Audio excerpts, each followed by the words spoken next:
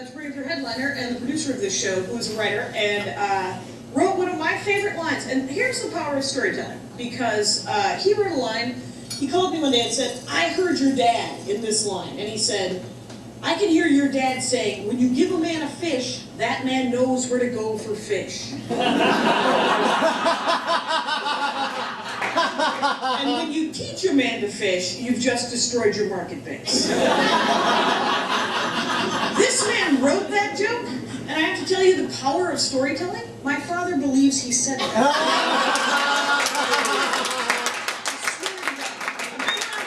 Dylan Brody, ladies and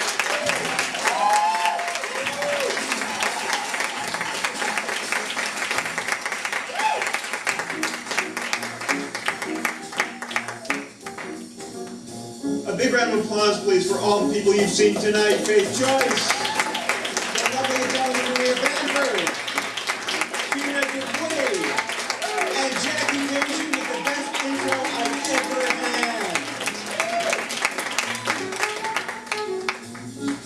Apparently, if I want to use the old-timey looking microphone, I have to run a little tutorial before the show in how the damn thing works for the other performers.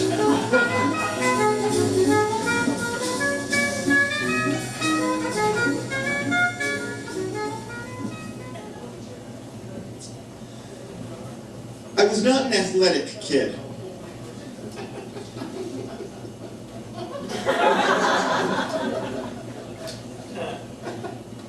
I was raised by academic intellectuals, and I was raised to believe that intellectualism was inherently superior to physical prowess. My father and I did not watch football on Sundays together. We read C.S. Lewis and Ray Bradbury and Abbie Hoffman. But in Schuylerville, New York, kids played Little League, so I signed up. I didn't throw well. My catching and batting abilities were deeply impeded by a tendency to turn away and close my eyes whenever a ball came near me. The other kids on my team hated me. They were certain that our many losses were entirely my fault. They mocked the way I threw. They mocked the way I ran. They mocked my inability to block their many punches in the dugout. I was permanently assigned to deep left field, a position created especially for me, about 75 feet beyond the actual left fielder, where I could stand in the grass and quietly pray that no ball should ever come to me. One Saturday afternoon, my father came to watch me play in a Little League game. As I stood there out in the hot sun in deep left, swatting at gnats and hoping that all plays would take place in the infield, my father suddenly felt supportive and involved. Like any baseball father, he felt the impulse to shout encouragement, to coach me. He was the man from whom I'd inherited my non-athleticism. He was a leftist teacher of English and theater at a liberal arts college. An artsy type who had never internalized phrases like get in the game and eyes on the ball. I heard my father's words drifting out over the green field on the dense afternoon breeze as he stood up in the stands and shouted, "Dylan, leap into the present moment!"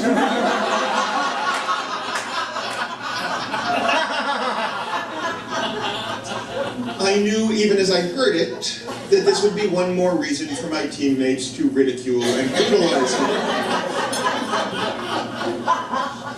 After 4 years of Little League, I told my father that I hated it. I hated the games and the practices, I hated the coaches and the players, and he said, "Well, Dylan." I went to a lecture in New York given by Harold Clurman.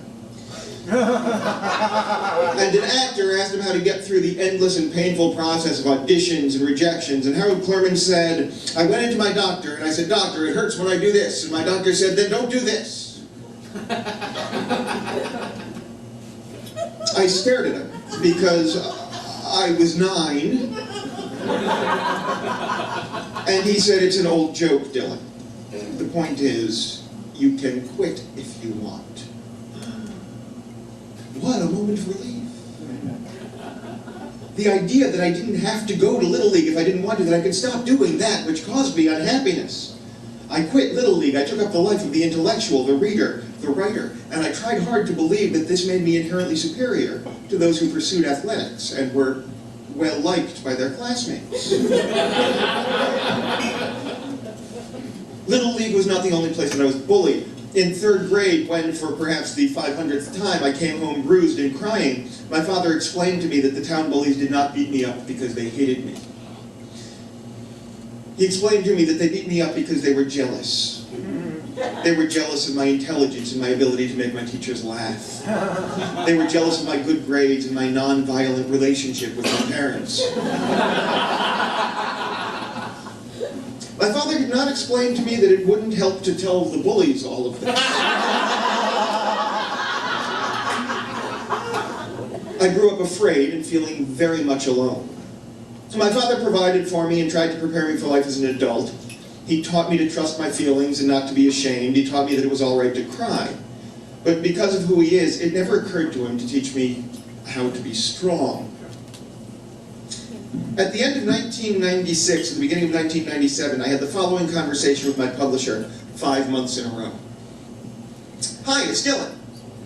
Yeah, you told me that the book would be released, and okay, I'll hold. Yeah, it's Dylan Brody, Tom. You told me that my book, what? A Tale of a Hero and the Song of Her Sword. It was supposed to be released, Dylan Brody. What kind of a delay? So, what, the next month then, the beginning of the, hello? Oh, okay, I'll check back with you then. Could you let me know if there's going to be another hello?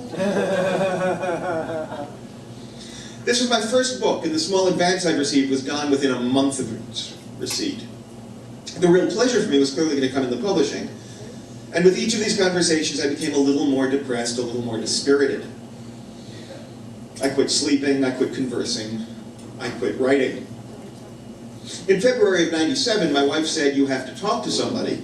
You're absorbing all of the light in the apartment."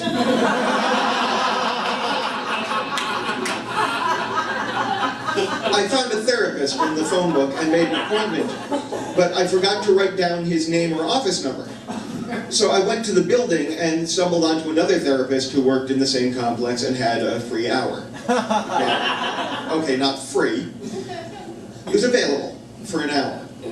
And he turned out to be an okay therapist for me. He does all the good therapist stuff. He asked me how that makes me feel, and he mirrors my physical behavior so that I trust him. I feel like he understands me. He's got all that. In truth and in fairness, he may not be the best therapist. I do remember at one point I was telling him that I was having some tension with my father, and he asked me if I had ever experienced patricidal fantasies. And as I tried to formulate an answer to that, he said, "'Cause I know a guy."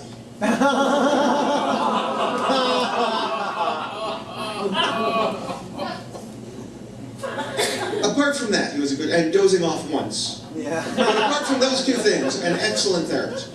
A couple of weeks into therapy, I said, I walked past a martial arts studio, and I'm thinking of taking classes.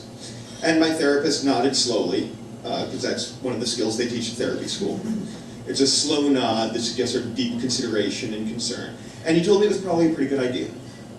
He told me that 40 minutes of aerobic activity 3 or 4 times a week can alleviate 80% of depression cases. He leaned in close to tell me this quietly, as though the other therapists might beat him up in the parking lot if they knew he was giving away this information and undermining the market base. Don't teach the men to fish. I told him about my experiences with Little League and about my non-athleticism, and he said, "Are you a child in Schuylerville or an adult in Los Angeles?" That felt like a direct challenge. So I signed up for a trial week of Taekwondo with Master Jin Ki Lim. The first class, I got through the 10-minute warm-up and about 5 minutes of kicking practice before I went and threw up. The second class was a little better. At first, I felt very silly in the uniform, and I had difficulty calling someone master. But then I saw him jump 8 feet in the air and break a board with his feet. And I decided I would dress up like a schoolgirl and call him Betty if he would promise not to kill me. Within 2 weeks of beginning to study Taekwondo, the depression lifted. Within 3 months, I'd given up a 16-year, 2-pack-a-day cigarette addiction. And as my stamina improved and my sense of myself as a non-athlete melted away, I developed a real love and respect for Master Lim. I went home from class every night just awed by the things I was learning and the things I was seeing and the things I was doing. Until around the purple belt level, I performed a falling technique very, very badly. I was attempting a leaping, diving, shoulder roll thing, and I landed on my head and jarred myself, frighteningly. And my neck crimped up, and it hurt a lot that night, and then still hurt the next day. And I went to Master Lim for advice. And when I arrived, the studio was empty, and he was in his office doing paperwork. And I had this thing that I got from the Karate Kid, that, you know, he's an old Asian man, he will clap his hands together and touch me, and I'll be better. I said Sabanim, which is Korean for master, teacher, father, surrogate. Sabanim, I fell on my head and hurt my neck. What should I do? And he said, you fell on your head? And I said, yes, sir, I twisted my neck. It hurts. I can't turn to the right at all. I can barely turn to the left. Ooh, he said, really bad? And I said, yes, sir, really bad. Do you know how to fix it? And he nodded and said, yeah, I think lifetime of training. I was a little taken aback. A lifetime of training, sir? He sort of shrugged. Maybe no, maybe 10 or 15 years training. I was baffled, and I said, 10 or 15 years of training, sir? Yeah, I think so. Then I won't hurt my neck when I fall on my head? It was his turn to look baffled. He said, no, then you won't fall on your head. I laughed, grasping the thought. I said, sir, it's an Asian doctor joke. And he said, huh? Because when he's totally confused, he turns into Scooby-Doo. I went into my doctor, and I said, it hurts when I do this. And he said, then don't do this. And Master Lim lit up, thrilled to be so thoroughly understood, despite the language barrier. He said, yeah, that's a good doctor. You keep that doctor. I chuckled, and I said, well, if that's the case, shouldn't I just stop training entirely? A lot of what we do in class hurts, sir. And he looked just shocked and upset and sad, as though he'd failed me terribly. He said, no, Dylan, you know, you're a martial artist. Martial artists don't quit, even when it hurts, especially when it hurts. If it never hurts, you'll never learn a different way. You come with me. He led me out onto the training floor. We took off our shoes. He led me through some fast warm-ups, and he said, you show to me now. I wanted to protest, but I heard myself say, yes, sir. Again, I executed the shoulder roll. I dove low to try to minimize the impact, and again, I crimped up my neck. Master Lim laughed the laugh of a man who sees the obvious solution. Oh, he said, you have to jump higher.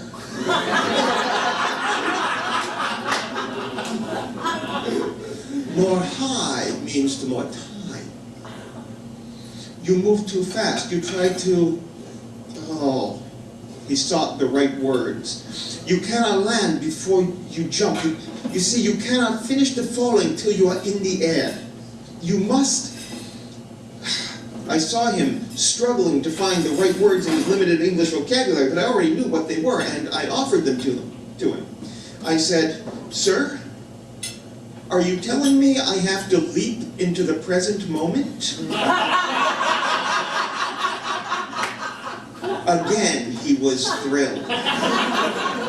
Yes, he said. Yeah, you learn this, you could be a great martial artist. This is the thing all great athletes know.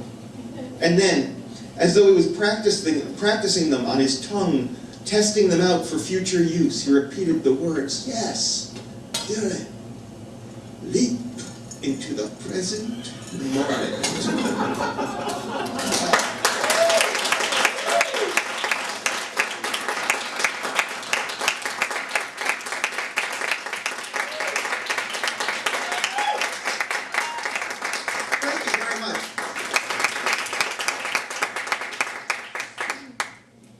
Two letters.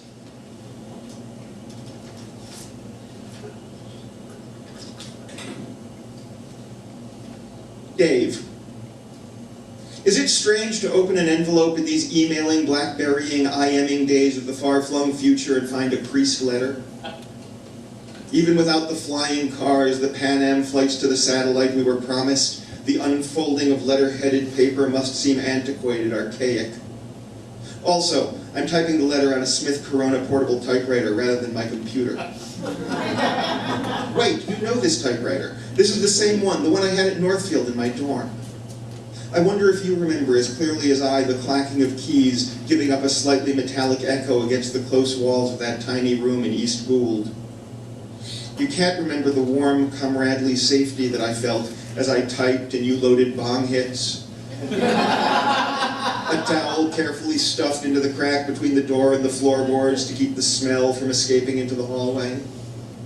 In the interest of full disclosure, let it be said here and now, the only time, I suppose, at which it is ever appropriate to say anything, that I did not sit down to write you a letter. I sat down to write a letter to my mother, whose own mother died last weekend.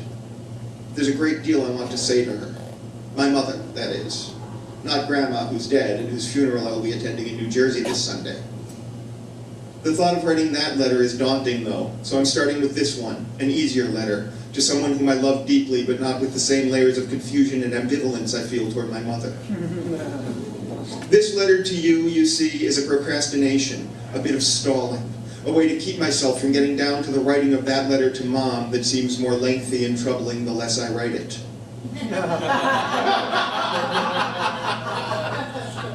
I'm afraid I will be cruel again. Not just in the letter, but at the funeral, too. I usually avoid funerals, but my sister wanted me to come to this one. I'm not sure why, but she did, so I'm going. I probably ought to write her a letter, too. Perhaps I never should have brought this typewriter down from the shelf. I brought down the typewriter because I became oddly inspired. I've been reading my wife's favorite book, J.D. Salinger's Raise High the Roof Beam Carpenters and Seymour, An Introduction. A terrific book which, by way of homage, I am tempted to quote here in its entirety. And I find as I read it, I can practically hear the clacking of his keys, the raspberry and thump of the manual carriage return. Each time he self-consciously comments on his use of italics, I'm aware of the underlining that must have served in place of those self-same italics before publication. Am I the only man who remembers such things? Who is aware of the difference in the rhythms of prose written by pen, by typewriter, and by computer? When I listen to the dialogue on television, it smacks of cathode rays. I know it to have been born of a dull blue glow, and only to have felt the raw revelation of black text on white paper much later, when it was too late for the poor sentences to be rehabilitated into something humans might speak unstiltedly. In any case, an odd thing happened as I was reading the book. Or rather, two odd things happened, their individual oddni multiplying one another into one large oddness. About midway through the second part of the book, Buddy, the narrator, reprints actually, a note sent to him by his late brother Seymour, in which Seymour gives him advice on his writing. And I was shocked to read a fictional man giving his fictional brother advice that was identical to advice I had given many times over the years to other writers who have come to me for advice or instruction. Only now, as I write this paragraph, does it occur to me that some young writer may later have read the book and felt betrayed, thinking I had stolen this bit of good writing advice from the novella and pawned it off as my own wisdom. When I read it in the book, I had no such thought. I had only a strange sense of sentimental and self-indulgent pride that I had independently come upon and offered up the same words of advice that were put in the mouth, or rather the pen, of this much-loved, if utterly fictitious dead man by this much-loved and deeply respected writer, a favorite not only of my wife, but also of my father, my mother, and a great many other literate and academic folk. That Salinger and I had both come to the same idea as to how one approaches the start of a project affected me more deeply than I would expect. With this still in my mind, or to be accurate, in my solar plexus, which is really where I tend to register emotional response, I continued reading, and before I reached the end of that very page, the narrator, Buddy, mentioned that he needed to stop writing for a time and go to bed, saying that first he would brush his tooth. This is something my wife says almost every night at bedtime. I neither questioned it nor laughed particularly hard at it. But seeing it in print, I chuckled, wondering if she knew that she'd gotten it from this, her favorite book. Then I remembered that this was her favorite book in which I had found this piece of advice that I had been giving to writers for years. For the first time after 12 and a half years of marriage, I was tapped on the shoulder by the sudden certainty that my wife actually loves me. The man I am. The man who thinks my thoughts and writes my words and speaks my advice, not somebody else whom she imagines me to be. This certainty moved me nearly to tears and made me want very much to be able to offer my mother the same sort of certainty as she deals with the loss of her own mother. The certainty that she is loved. I had a similar moment a few years ago with my father that, while it feels utterly connected and contiguous, surely requires, or at the very least deserves, a brand new shiny paragraph of its own. My father came to Los Angeles on a trip for MIT. I think he was asking wealthy people for money to build a theater facility. And while he was here, he set aside some time to come out to the house and drink wine with me and my wife on the patio where he's allowed to smoke. In a recent email exchange, I had told my father in more detail than I ever had about my experiences in England when I was there studying theater, before I had figured out that I was not going to be an actor. In this correspondence, not this correspondence, the one with my father, I'd mentioned that while I was in England, I'd stumbled onto my own approach to acting that worked very well for me, but infuriated my British acting teachers who wanted me to learn their systematic technique, which they insisted was the only right way to act well on stage, and which was, it seemed to me, entirely antithetical to my newly discovered process. My father asked me for details about my style, and I explained to him what I had found. I was able to articulate for him my system for reading the script, learning the words organically rather than through rote memorization, and turning both rehearsal and performance into tightly scripted improvisation. When I'd finished, he stubbed out a cigarette that hissed a little bit in the residual water from where I'd cleaned the ashtray in preparation for the arrival of a smoker in our household, and lit a new one before he said in a voice that sounded just a little bit odd, "This is exactly what I've been trying to get across to my students since I started to teach acting." And then we sat there together, both knowing in a new way that each of us was actually the person the other one loved, and knowing in an only slightly guilty way that our love of each other was more than slightly narcissistic. I suppose some of that infects my love for you as well. I used to think that I loved you because you challenged me, because you not only kept up with my banter, but forced me to work harder at it. I thought that I enjoyed you as an athlete enjoys a fellow competitor. The truth, though, is far uglier, I suspect.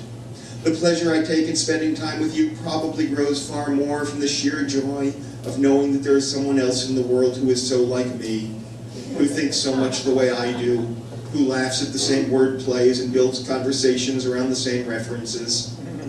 When I met you in high school, when you beat me out for the role I wanted so badly and then played the role so well, it was the first time I had ever met someone whom I saw neither as a hero to be worshipped nor a lesser intellect to be dismissed.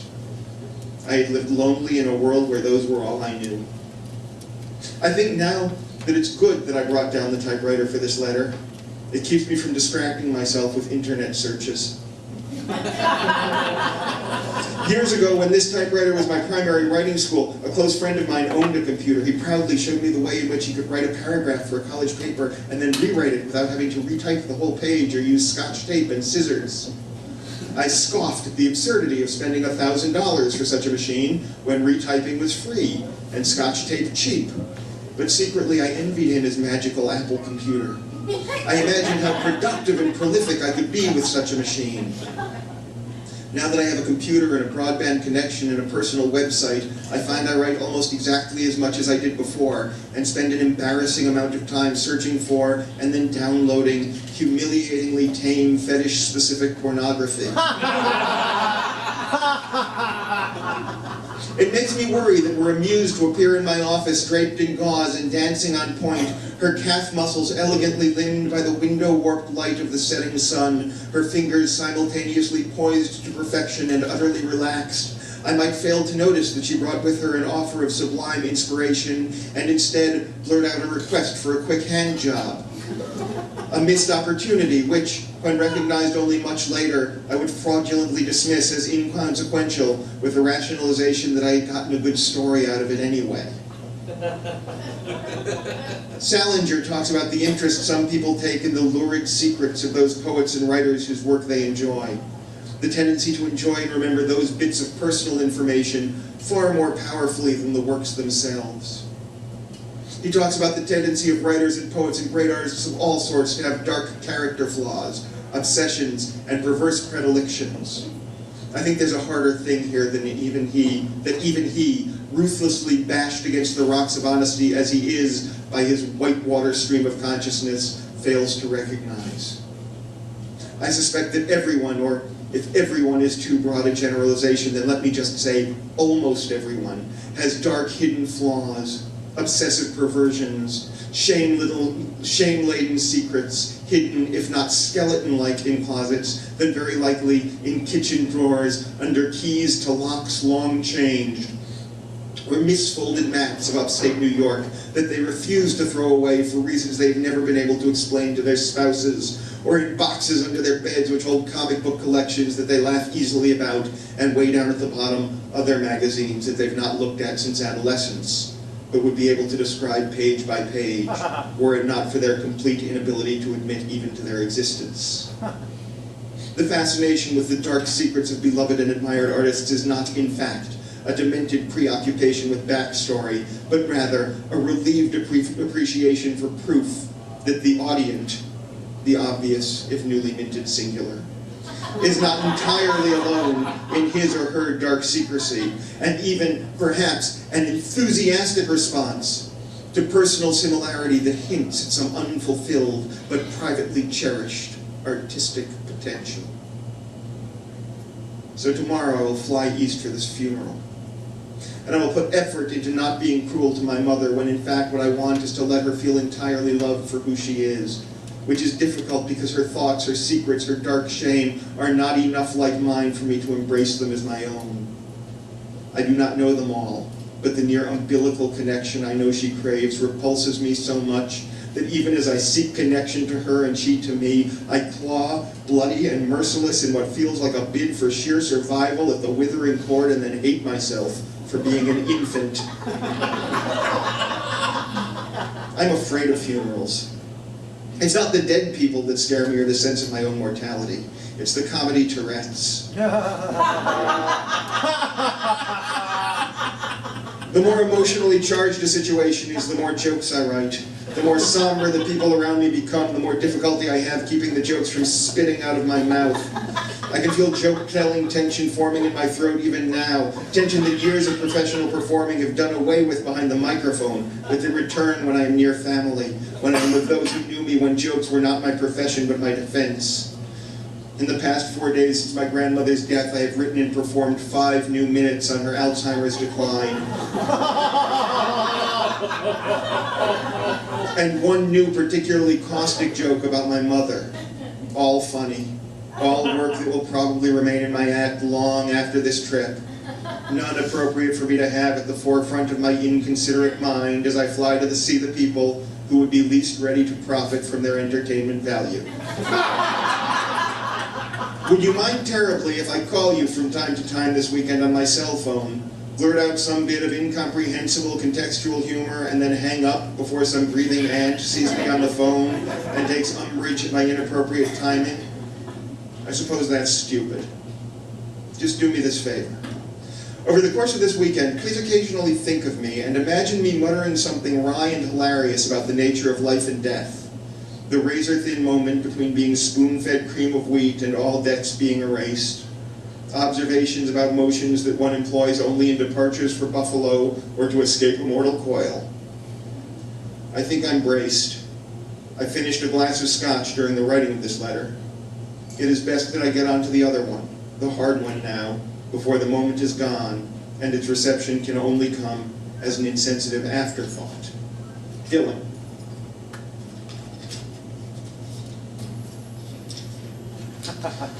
Dear Mom, I'm so sorry to hear about your mother. I'll be there. I arrive on the 5:30 flight on American Airlines. Sincerely.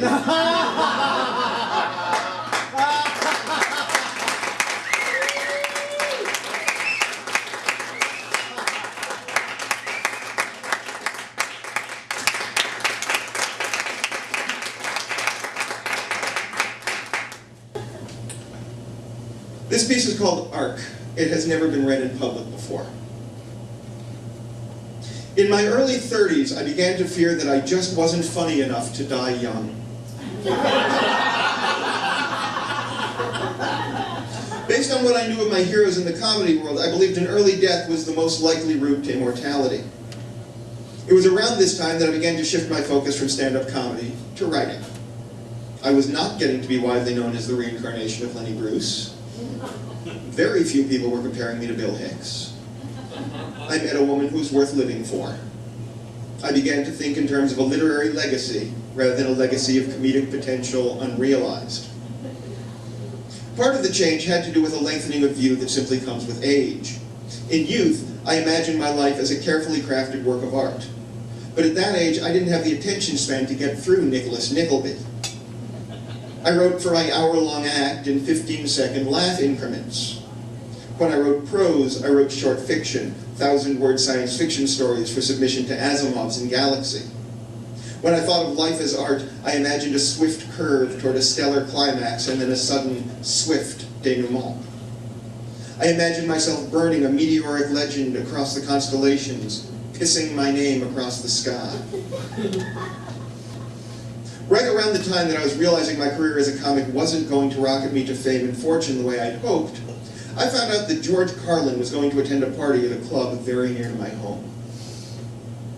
Carlin was one of my heroes in the comedy world, one of the few who hadn't died young. Throughout my childhood, I watched any variety show on which I thought he might make an appearance. With my big, wonderful dog Dusty lying beside me, I would sit on the floor and watch insufferable episodes of Sonny and Cher and the Matt Davis When You're Hot show. Because I'd seen Carlin on Flip Wilson, and in my young mind I sort of thought all comedy variety shows were exactly the same thing, all booking talent from the same rotational pool. When I did find Carlin on TV, there was something so natural, so familiar about his rhythms and joke structures, that I would hear him do a piece once and have it memorized. Even when I didn't fully understand a joke, I could remember it word for word. The next morning I would do the routines over breakfast, trying to create the sense that I was just thinking them up as I chewed my syrup-soaked toaster waffles. I remember my father scowling and saying, "You didn't think of that, Dylan. That's not yours." It was my first awareness of intellectual property. Knowing that Mr. Carlin was to be at this particular club on a particular night, I decided to take a chance. It wasn't a huge chance, it cost me nothing. I put a copy of my stand-up comedy demo tape into an envelope with a letter telling him that he was one of my heroes, and that I very much hoped he would enjoy some of my work. I took the envelope to the club in the middle of the afternoon and wrote on the front, "George Carlin, please hold for arrival." As I walked from the club back to my car, I thought about how cool it was that Carlin might actually see my tape, that he might watch me on a television as I had watched him years earlier. I thought about foreshadowing and payoff. I thought about how funny Carlin was and how he had managed to survive for so long. I thought about the smell of Dusty, the wonderful, matted dog of my youth, who consoled me with his wet nose after I'd wasted a disappointing hour watching terrible television, hoping Carlin would show up to make me laugh. Dusty never died. In 1978, I went away to prep school. I was the younger of two kids. Once I was out of the house in upstate New York, my mother made arrangements fairly swiftly to move down to Manhattan alone so that she could seek her own future and fortune in motion picture production. This left Dusty alone in the house with my father, who worked most days. So it really left Dusty almost entirely alone. In Schuylerville, Dusty had a big yard to play in, and he sometimes wandered beyond the yard to seek adventure and excitement in the neighborhood. My father did not really think anything was amiss until Dusty had been gone for 2 or 3 days straight. He called the local vet to ask if, by chance, anyone had brought him in. Dr. Milner told my father that Dusty was more than 10 years old. "I'm sorry, Bill. There's a little bit of dog sadness. I'm sorry." And the dogs of that age sometimes know when their time has come and wander off into the woods to die alone. My father accepted this as final word that Dusty was dead, and called me at school and my sister at college to tell us this sad news. I was heartbroken. More, I was guilt-ridden. I was fairly sure that if I had just stayed home and put up with the unpleasantness of the local public school, Dusty would still be alive. My mother would still be living with my father, and nobody would have had to go anywhere to be alone to die or make movies or anything. When I went home for Thanksgiving vacation, the house felt big and empty without the panting, shaggy presence. That's of the dog, not my mother. A few months later, I got a call from my dad. He started out by saying, "You're not going to believe this." Dusty had come home. Not for long, but he'd come home to say hello and demand a dog biscuit. He was well-groomed, clean, and brushed out better than he had ever been when he lived with us. He had a red collar with a tag on it. My father called the number on the tag, and a man answered. My father asked him if he was missing his dog. The man said no, his dog was lying on the floor next to him. My father told him that our dog, Dusty, had just come home after several months away and had the man's phone number on a tag. The man asked if Dusty was wearing a red collar. Yes, he was. The man said that his dog had lost a red collar several months earlier. My father suggested that perhaps Dusty had mugged the man's dog. Clearly he had stolen the collar and entered the revolutionary dog underground, utilizing an adopted identity. Over the next year or two, until my father sold the house in Schuylerville and moved down to Manhattan with my mom, Dusty came back and visited every few months to demand dog biscuits and show off his clean brushed coat. Dad kept a box of milk bones in the cabinet for his visits. Clearly Dusty had moved on, finding a new home, probably one with kids. None of us have been back to Schuylerville in about 25 years now, but I imagine that Dusty still lives there, moving from family to family, an immortal dog, finding new kids to love, consoling them in their moments of disappointment, comforting them in their fear, and watching them go, grown, off to school, before moving on to his next home, his next young charges.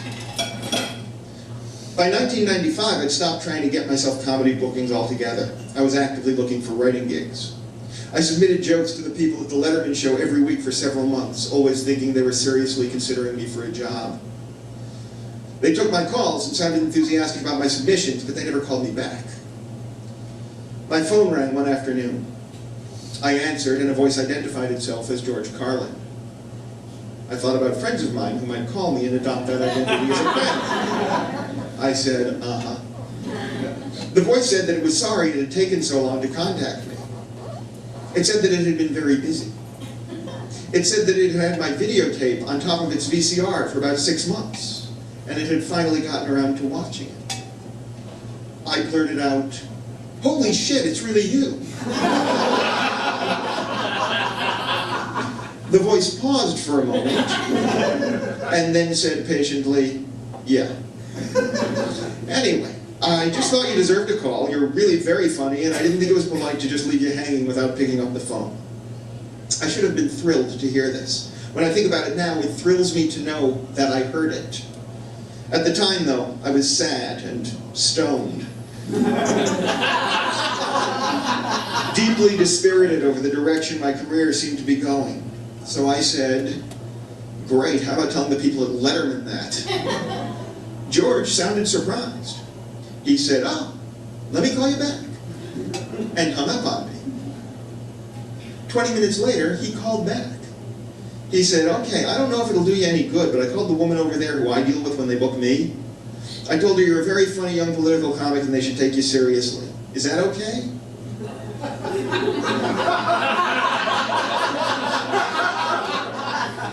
I said, "Yes." "Are you kidding me? That's great. Yes." "All right," he said. "Then take care." And he hung up. I'm almost certain that I failed to say at any time, "Thank you." It was a small gesture for him to call me, a somewhat larger one for him to call Letterman on my behalf, but it cost him nothing. It meant a great deal to me. It was an act of kindness that will not be forgotten while I'm alive to tell the story, or anyone is around who's heard me tell it. As a young man, I believed immortality was all about blazing into history with a 6-gun wit. Now, walking the world as a man older than I believed I would ever be, I know how wrong I was. A novel can be far richer and more rewarding than a pithy page of flash fiction. Immortality is not earned with one-liners, no matter how clever they may be. Immortality is earned with a word of kindness. It's earned with a gracious favor. Immortality is earned with the gentle touch of a cold nose on a sad night.